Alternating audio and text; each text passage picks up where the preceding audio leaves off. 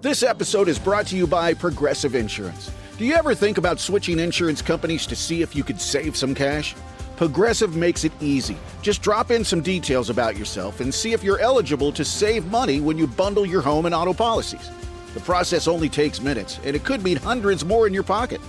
Visit Progressive.com after this episode to see if you could save. Progressive Casualty Insurance Company and Affiliates. Potential savings will vary. Not available in all states. We are your Morning X. Let's get some Sleaze, brought to you by McDonald's. Support local business owners and entrepreneurs in your neighborhood by visiting a nearby McDonald's today. You know, I was going to start out by saying, Barnes, what idiot bought the Fire Festival brand? Can you believe that? But then I thought, it's the novelty aspect.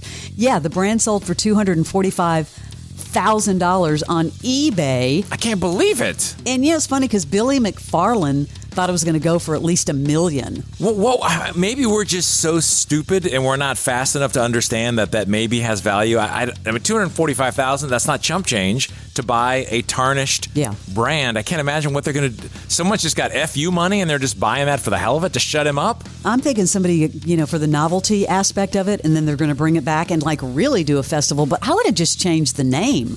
Kind of embarrassing, I think, at this point, right? Ooh, would you try and do a festival with it? I think it's Tarnished. Maybe the right person if they bought it, but still, who cares? You don't need that name. It's dumb anyway.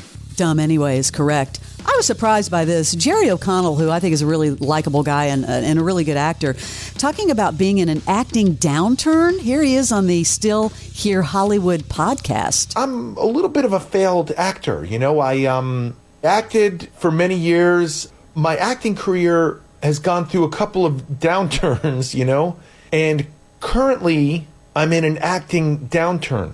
Luckily, my representation has stayed with me, and my representation are the ones who said, a seat just opened up on this show, The Talk.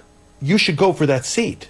And it's funny, when you hear that, your first reaction is, I'm not doing a talk show, I'm an actor. I hired you as my agent to get me acting gigs. And luckily, I was open enough to the universe to say, oh, yeah, I can sit there for a month or two. They need someone. And then I guess I did a good job for a month or two because they said, we'd like to hire you to a multi-year contract and pay you money to do this, and you'll have a job. So I think the most astonishing thing to me is how I have no control over my professional life. I mean, the dude was in Jerry Maguire. There's a lot of people on the internet that are kind of doing that. I'll call it a bit for a lack of a better term, but these actors who are, out there trying to make it, listen, it ain't easy. The rejection that you get 99.9% of the time, that's why you see all these mental health issues also with these actors who may have had a big something and then all of a sudden it's crickets. And think about, most actors, there's so many ebbs and flows to a career. So many. But that was really interesting that he actually talked about that. But that he was so, in his head, a talk show? Why would I want to? Dude's getting paid. Right. I mean, he's doing very well. You got a residency, basically. An acting gig, you can kick ass in an audition, you get the role, and guess what? When it's over, it's over. Well, I thought about this with Noah Wiley because, he's now got this wildly successful show, The Pit. And here somebody asked him, and I knew this was going to come up eventually, about would there ever be a reboot of ER? Has there ever been talk about doing a reboot with ER?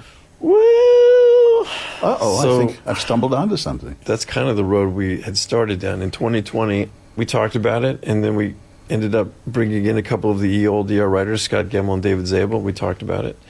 And we came up with a concept, and it really never got out of the starting gate. We had some issues with the Crichton estate, and the negotiations became a non-starter. So in a lot of ways, it was a dodge bullet and a blessing, because that would have been the focus.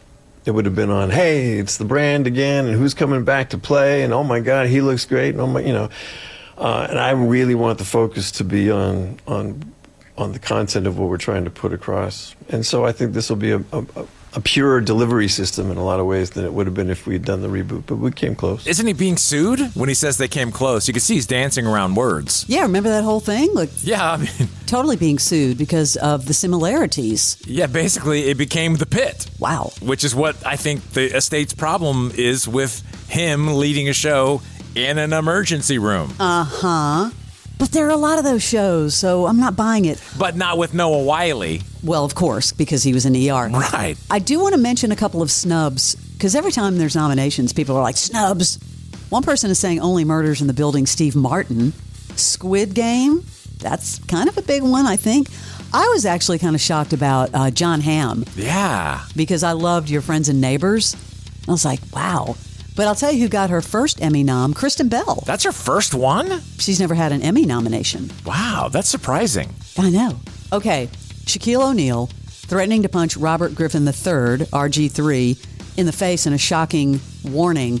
I guess he has taken exception to his comments on Angel Reese from the WNBA, and he warned him to stop talking about the basketball player. I mean, warned him. RG3, tweet another monkey post about my girl Angel Reese and punch in your face. It's enough. Like, I don't usually do stuff like this, but just stop it, bro. You got your job, you got your podcast, leave my Angel Reese alone. I'm the one calling her and telling her not to respond. Stop it. Like, leave those girls alone. You already spoke on it. Let it go.